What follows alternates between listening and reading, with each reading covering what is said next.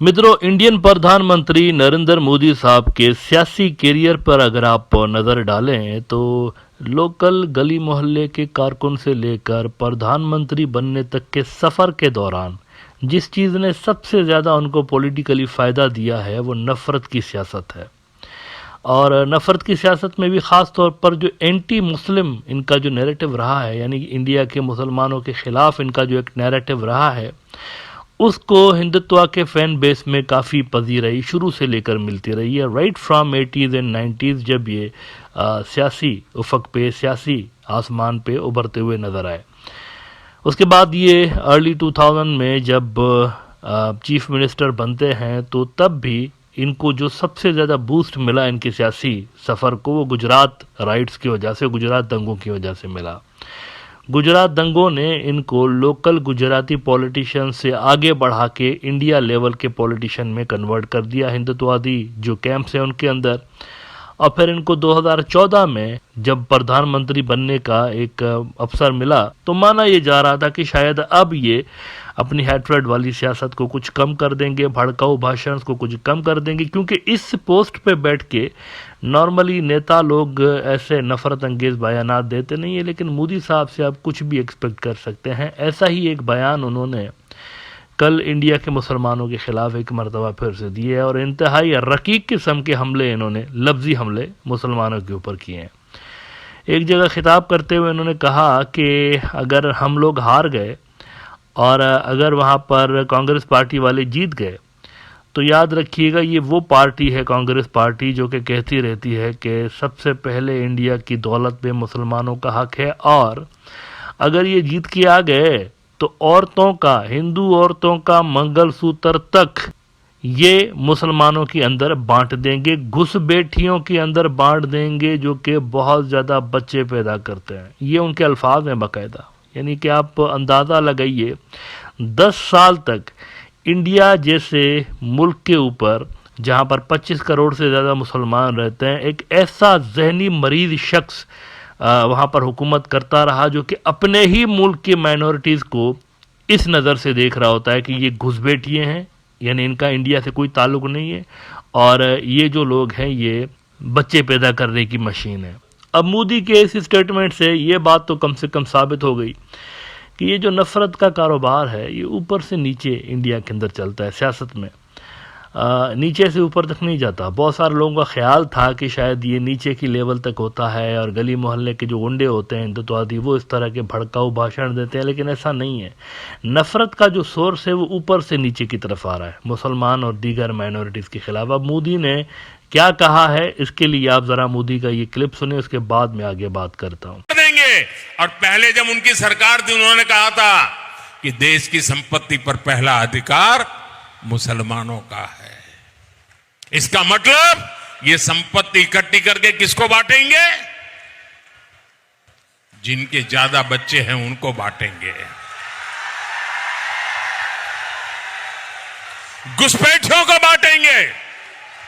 क्या आपकी मेहनत की कमाई का पैसा घुसपैठियों को दिया जाएगा? आपको मंजूर है?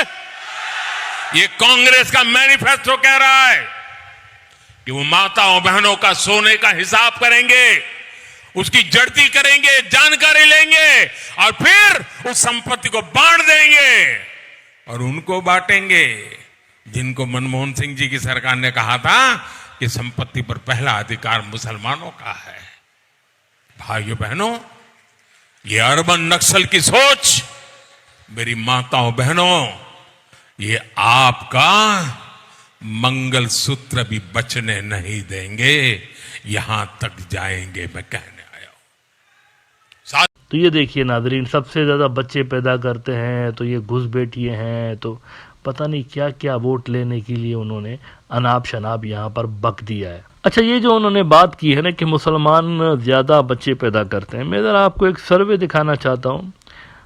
ये ऑफिशियल जो इंडिया की डेटा है उस पे मबनी एक सर्वे है। इसके हिसाब से जो मुसलमानों का फर्टिलिटी रेट है 1992 से 2019 तक का कंपैरिजन किया गया, उसमें ये जाहिर हो रहा है कि असल में मुसलमानों का जो फर्टिलिटी रेट है वो कम हो रहा है। बढ़ नहीं रहा, कम हो रहा है। और 1992 में अगर ये 4.5 था तो इस वक्त ये 2.4 के आसपास कहीं खड़ा हुआ है मुसलमानों का फर्टिलिटी रेट।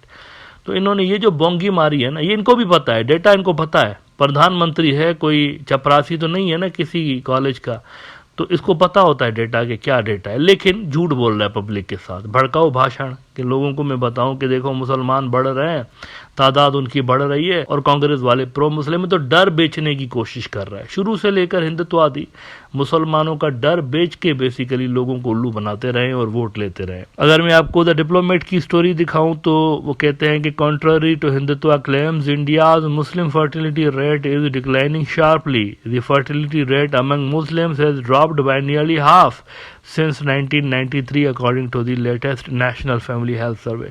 अब मैं इस पे नहीं जाता कि ये फर्टिलिटी रेट मुसलमानों का वहाँ पर क्यों डिक्लाइन हो रहा है, इस पे मैं नहीं जाता हूँ। बहुत सारे इसके असबाब हो सकते हैं, लेकिन फ़र्ज़ करें अगर ये डिक्लाइन ना भी हो रहा होता तो इंडिया का मुसलमान सिटीज़न है इंडिया का, उसकी मर्ज़ी 2 बच्चे पैदा करे या 4 बच्चे पैदा करे, इनको हिंदुत्ववादियों को बेडरूम में घुसने की क्या ज़रूरत है? किसी को ये जताने की क्या ज़रूरत है कि तुमने 5 बच्चे पैदा करने या तुमने 2 बच्चे पैदा करने? भाई हर एक की मर्जी है अपनी। हाँ, आप एक अभियान ज़रूर चला सकते हैं कि भाई बच्चे कम पैदा करें, आबादी पे कंट्रोल करें, वो ज़रूर चला सकते हैं, लेकिन उसमें मज़हब का एंगल तो नहीं होता ना। अगर आप चलाएंगे भी तो सबके लिए चलाएंगे, सारी पॉपुलेशन के लिए, सबको एक मैसेज देंगे ना आप। एक ख़ास कम्युनिटी को तो आप टारगेट नहीं कर सकते ना इस तरीके से। लेकिन यहाँ पे देखें प्रधानमंत्री के लेवल पर इस तरह के जहरीले और नफ़रत अंगेज़ जो बयानात हैं वो दिए जा रहे हैं। अच्छा, आखिर में मैं ज़रूर आपको रिकमेंड करूंगा कि आप बीबीसी की बैंड जो डॉक्यूमेंट्री थी, यानी बीबीसी ने 2002 के गुजरात दंगों पे एक डॉक्यूमेंट्री बनाई थी जिसको इंडिया में बैन कर दिया गया था। बैन मोदी ने इसलिए किया था, उसके अंदर मोदी का जो मकरूह चेहरा है उसको उन्होंने एक्सपोज किया था और उन्होंने सीधा सीधा कहा था कि एक बंदा रिस्पॉन्सिबल था 2002 के गुजरात दंगों का, और वो बंदा नरेंद्र मोदी था। ये ज़रूर देखिएगा और सोचिएगा ज़रूर कि क्यों हर बार इंडिया की माइनॉरिटीज़, ख़ास तौर पर मुसलमान ही बलि के बकरे बन रहे होते हैं इनकी वोट बैंक की सियासत को चमकाने के लिए। हर बार ये मुसलमानों के ऊपर ही क्यों अपना निशाना साध देते हैं। जब भी ये देखते हैं कि इनकी पॉलिटिकली पोजीशन कमज़ोर हो रही है, या तो दंगा हो जाता है और उन दंगों के अंदर मुसलमान बेचारे मारे जाते हैं, या फिर इंडिया की हिंदू कम्युनिटी को ये डर दिखाया जाता है कि देखो अगर ये आ गई ना हमारी विरोधी पार्टियां तो फिर आपका बहुत कुछ नुकसान हो जाएगा, आपका मंगलसूत्र आपकी औरतों का बिक जाएगा वगैरह वगैरह। तो बीजेपी के वोटर को इस पे ज़रूर सोचना चाहिए कि आखिर वो कब तक धर्म और नफरत के नाम पे की जाने वाली इस राजनीति का हिस्सा बनते रहेंगे।